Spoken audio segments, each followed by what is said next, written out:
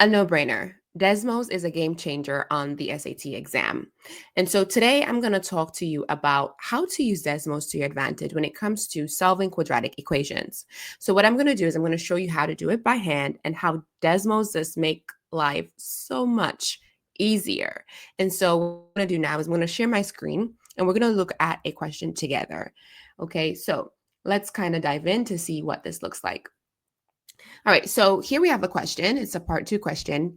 A ball is thrown straight up from the ground with an initial velocity of 256. Now, on the SAT, when you come here, this is fluff, okay? This here, this information is fluff. If you're especially crunched for time, you see an equation here and they're telling you, hey, if the ball reaches maximum height, okay, just go to the equation and start solving. Okay, it's a quadratic maximum height. You're just looking for the vertex. So just to give a refresher though, if you're not really savvy on quadratic functions, typically going to be a function that is, of course, in the form ax squared plus bx plus c usually equals 0. And this is where you find these solutions, right? When you let this equal to 0, you're finding the solutions. And sometimes we'll say the intercepts, the x-intercept, the y-intercept, and those type of things. All right, so now let's kind of dive in. So let's say we wanted to solve this by hand. How would we do that? Well, essentially, this question is not asking us to find the solution. So it's very important that even if you're on the SAT, I know SAT is digital, but you want to know what you are solving for. And so in this question, we're solving for what? We are solving for the maximum height. Especially here, they want us to find k seconds. Just what is k? Meaning, what is the maximum height in seconds? So the time it will take to get to the maximum height is what we're looking for.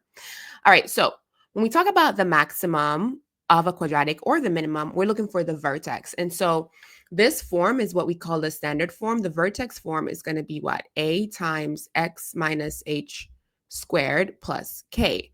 And so in this form, hk is the vertex. Okay, and typically when hk is your vertex, this is the amount of time, usually in seconds, sometimes you'll see minutes, and k is going to be your height, the actual height that it will go. So basically, they're asking us to find h in k seconds. Now, the formula to find your vertex, you have negative b over 2a. That's going to be your h. And then to find your k, you just evaluate the function at whatever h is, right? That will give you k.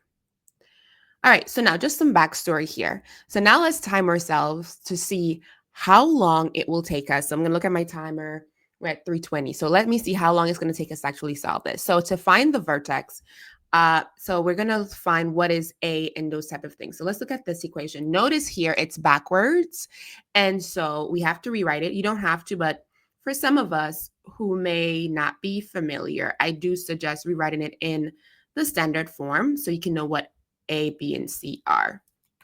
Okay, so this is going to be negative 16t squared plus 256t. So essentially, what is going to be your A is the coefficient that is associated with your x squared term, or in this case, t squared. So A is going to be negative 16.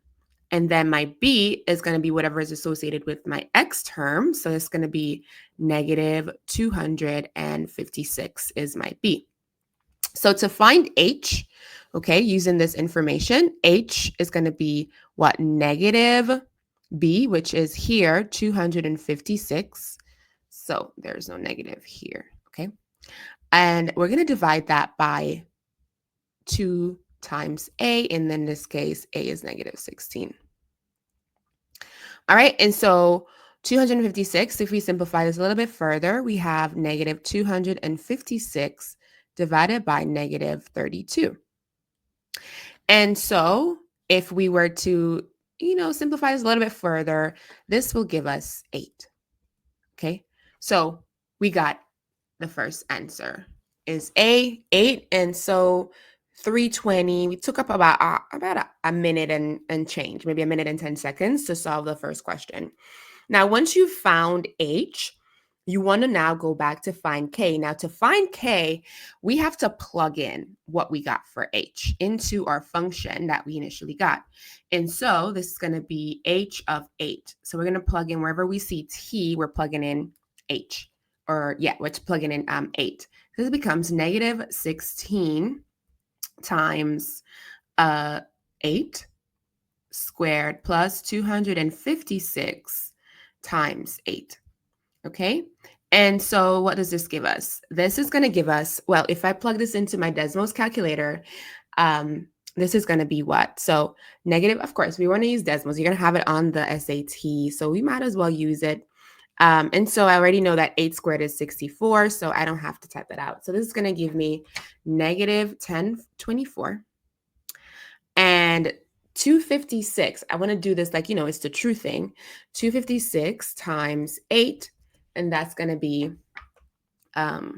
plus 2048. All right. And so once you simplify this, you will get that your answer is C. In this instance, it's going to be 1024. All right. And so my answer is 1024.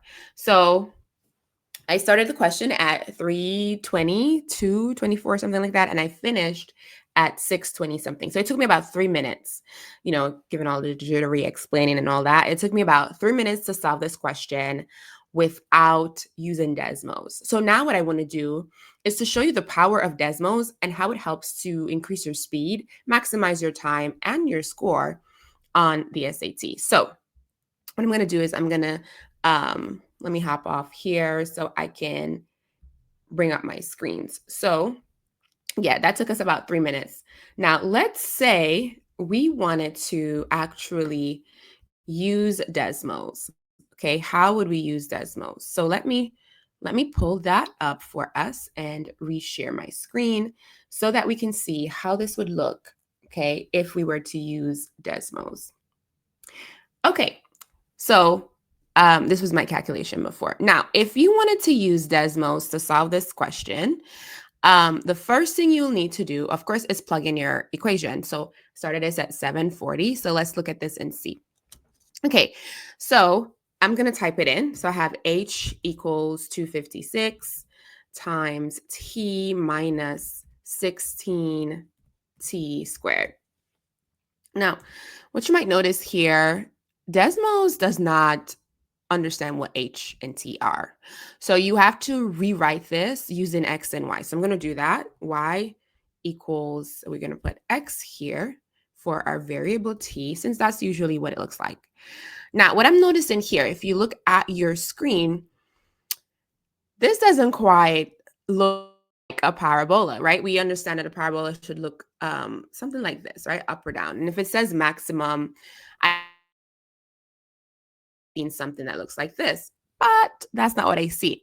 But if you look at the answer choices, some of them range from 370 to 1200 with the maximum height. So what I'm going to do, I'm going to change the settings here on my actual axes. So the x-axis ranges, well, it looks like 8 was my highest point. So I'm going to go from 0 to, let's say, 10, just because. Let's say 0 to 10. And you can actually do this on the SAT. And then I'm going to arrange the y-axis. My lowest point here is 370. So I'm going to put 300. Here, my highest point is 1200. So I'm going to do, let's say 1300, just so I can see. Now, if I were to move this, now it looks like a parabola for me. Literally, if I just click the peak, I will see where the peak is. And Desmos tells me that the point X is the seconds, right? So that will be my seconds that it takes to go to the maximum height.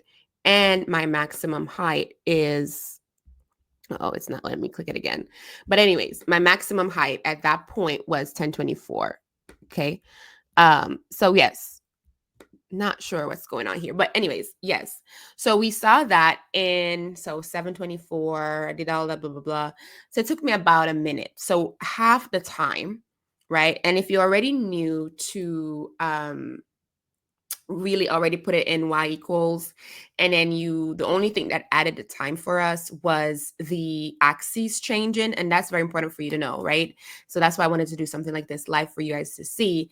You want to be familiar with these type of things, and of course make sure when you're using the Desmos calculator at home, you're not going straight to Desmos, the regular Desmos calculator. Make sure you're getting the SAT Desmos calculator, and I'll link a video where I explain how to get that somewhere on the screen.